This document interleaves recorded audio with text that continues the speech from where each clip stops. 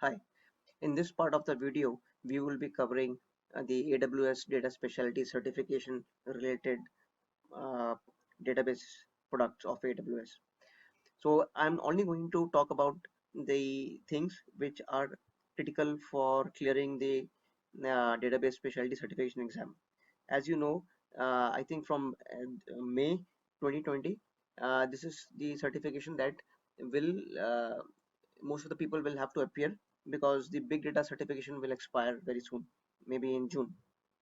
So as a part of this certification, we will cover only those topics which are very important, and we will cover it in a way which is practical with a real life example, so that it can be memorized really well. This is a proven technique from a memory perspective. If you do it this way, it is easy for you to grasp the knowledge, and unless and until you grasp the concept, mugging will not help you to clear the exam. You have to understand the real life scenarios, and that's why AWS talks about at least 2 years of experience working on AWS products and 5 years of total experience working on database related technologies. So let's quickly move into the next part. In today's world, we have AWS Big Data Specialty. This certification will expire in June. So AWS has split this certification into two pieces. The first is database specialty. The second is data and analytics specialty. In this video, I'm going to cover uh, one of the databases which is important for the database specialty certification. Let's move to our first topic, that is DocumentDB. So in the first part, we would look at a couple of use cases very quickly. The reason I'm not delving into details of DocumentDB directly is because it becomes very theoretical, and this entire certification is about your practical experience, the way the questions have been formulated. Unless and until you have thought over it from a real-time implementation perspective, it will be way too difficult to answer those questions. So let's look at a use case. So suppose an example, I go to Twitter, and this is a very good use case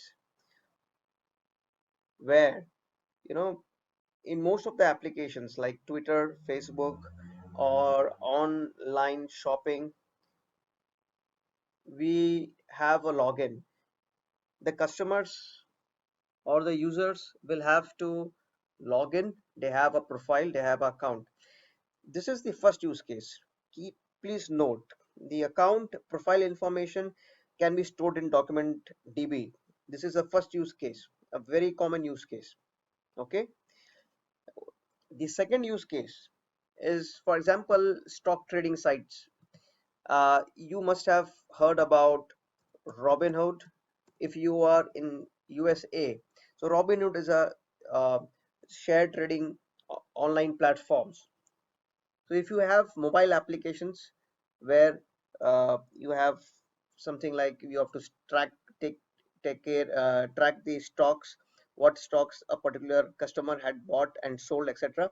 This information can be stored in DocumentDB. So these are the two uh, very useful use cases. Okay. Okay, so since now we have looked into the use cases, let's understand why DocumentDB is so powerful. Okay, so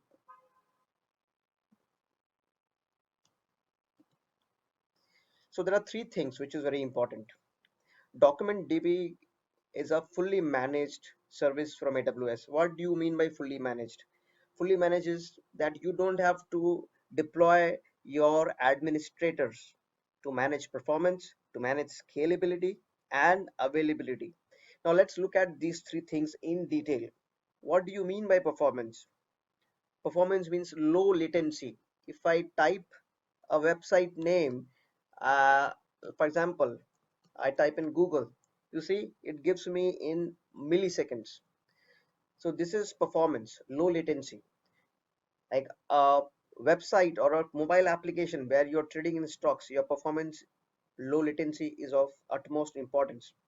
Then comes scalability. What it means is, today, if I go to Twitter, Twitter, when it started, probably it started with 100 people using it, and now there are million and billion people using it. So that's scalability. So if there are 100 users today using the application, it is performing good, it should also perform in the same way if there are 100,000 users, or if there are millions of users or billions of users. That's called scalability. So that is something which DocumentDB has built-in feature, scalability. Then availability. What does this mean is, if I'm typing twitter.com now, it is available. I can go and browse it. If I'm doing it at 2 a.m. in the midnight, I should be able to do it. If I'm doing it at 4 a.m. in the midnight, that should be possible. If I'm doing it at 12 noon, that should be possible. That means 24 by 7 this application should be up, this mobile app should be up. Okay, that's availability, and that is very crucial. Take the example of online business, Amazon. If their applications, if they are not up, this website is not up, or this mobile app is not up, then they will lose business. If it goes down for 1 hour in a day, it loses business for that 1 hour. That's why availability is of importance. Okay,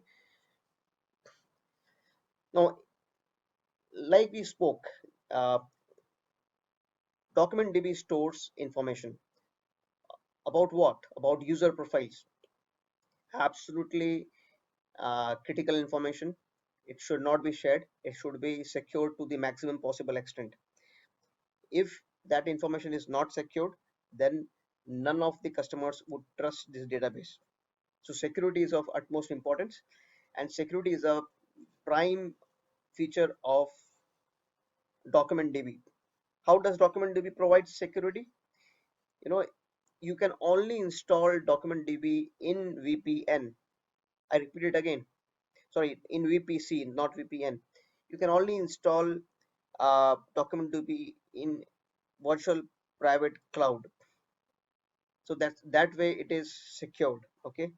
Second thing is, all the user profiles can be managed through IAM, Identity Access Management, and all the data is encrypted.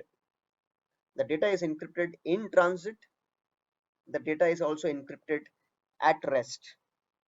Now let us look at what this means and uh, how is encryption provided in DocumentDB. For encryption at rest, what it means is data resides in your database. Okay, and anybody can connect and take that data. That should not be the case. That's why encryption at rest is provided. It is provided by using the AES 256-bit encryption technology. Now, you can also do that through KMS, that is your key management system. That is also possible. Now, what is encryption in motion? What that means is, when the data is moving from one portion of the application to the database in transit, your data should be secured.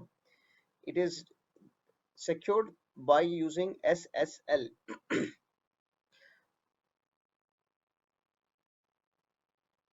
So DocumentDB, let's get into the details of this database. Some more details. Is it a SQL database? Is it a relational database? Or is it a NoSQL database? It's a NoSQL database. It can store semi-structured data. Okay. Uh, it doesn't store data in the form of tables and fields like relational database. Please note, there are no tables and fields concepts here. Data is stored in the form of JSON documents. Okay. And this database, document database, is been created in line with other NoSQL databases. So if you have a Mongo database already existing, if you have a mobile application already running on Mongo database, then it is very easy to move that to DocumentDB, because it supports Mongo tools and drivers. So all MongoDB tools and drivers are available here. You can move your database from MongoDB to DocumentDB, use the fully managed capabilities and services of AWS. Now let's look at how the document database is structured. What are its main components. It's a very crude and raw diagram, but it has been done intentionally. There is a concept of cluster. There is, DocumentDB stores data in clusters. Each cluster can have one instance or multiple instances. So that's why in the diagram you see multiple instances. Okay. Now each cluster, all the cluster data is actually stored in EBS volumes. Okay. So when you encrypt, you are actually encrypting this. When you encrypt data at rest, you are actually encrypting this data in the volumes. Okay. Now there's always a primary instance and the other instances can be secondary. Okay. Remember, there is always a primary instance. There is only one primary instance. Whenever you have a primary instance, that primary instance you can use both read and write operations. This is very critical. Please note, see this diagram. You have one primary instance, it supports read and write both. Now DocumentDB gives you features, that inbuilt feature, and this is very critical, and this will come in the exam also, the similar scenarios. It stores 6 copies of data, okay, 6 replicas in 3 availability zones. Again, the number is 6 replicas in 3 availability zones. Now what are these replicas used for? Are they used for read or write? They are only used for read. You can only read from the replicas. These replicas are, data from this primary instance to this replica is sent on a continuous basis, continuous and incremental. Again, this is crucial. This will come. Is the data exact to the point fresh data? Yes. Primary instance replicates these instances uh, on continuous basis and incremental basis. Okay.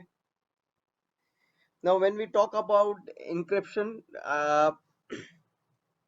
so what in the cluster, since the cluster stores data in this ABS volume, what more does it store? Okay, it stores indexes, it stores backups, it stores logs. Everything is encrypted. Again, I'm making a point. It is not only the data that is encrypted, everything is encrypted in this cluster. In the EBS volume, everything is encrypted. Data at rest, all the data, all the indexes, all the backups and all the logs is encrypted. Okay, let's look at architectures. uh, Typically, where does DocumentDB fit in the overall architecture? Like I told, one point you should remember is DocumentDB is a database to store data for applications which are on mobile apps and internet. Okay, so wherever mobile apps are there, wherever you used to use MongoDB, now you can use DocumentDB. That's a thumb rule. That's you should remember. Okay. uh, so let's look at an architecture. You have a website being hosted, for example tutor.com, and that is being hosted in Elastic Beanstalk, and then DocumentDB is a data store for it. This is architecture 1. Okay, so I've just taken the same diagram from AWS. It is easy to understand. And then there is the second architecture where you have a mobile app. Okay, So now you see, if you have a mobile app through Amazon API gateway, your hosting of the application is done on ECS, which is Elastic Container Service, and then DocumentDB is the backend for the data store. So Elastic Container Service, if you see now, a lot of applications, they are containerized. Uh, there is a three-tier architecture. There is a UI, there is a middle layer which is microservice, and the third layer is a database. So that is the architecture with which most of the mobile applications on clouds are deployed. So with the same architecture, DocumentDB fits in very well. I'm giving a flavor of some of the questions. You can click on my next video to get a full comprehensive list of questions linked to DocumentDB. So this will help you revise your concepts of DocumentDB and apply it to the real life scenarios. So for example, let's take these two questions. Amazon DocumentDB has compatibility with which NoSQL database? So these are your options. These are all first Cassandra and Couchbase. These are NoSQL databases. MySQL is not a SQL. It's not a NoSQL database. You have to know SQL for this. So this is out of question. Now out of Cassandra, Couchbase, and MongoDB, which are three NoSQL databases, which one is true? MongoDB. This is true. So DocumentDB has good amount of compatibility with MongoDB. So what does it mean is you can use the same set of tools as MongoDB, and you do not have to modify any of your application code. Whatever application code exists in MongoDB at this point in time, that can be used in your DocumentDB as well. Okay. Now let's move to the next question. I hope you got that question right. Next question is about DocumentDB is fully managed database service. Is it true or false? It's true. So DocumentDB is a fully managed database service. What does it mean is your database scalability, performance, and availability is managed by Amazon themselves. You do not have to put an administrator for that. Okay, so this just gives you a teaser about the questions. Please click on my next video if you want to solve some more questions which will be similar to these two questions that we spoke about. Thank you very much for your time.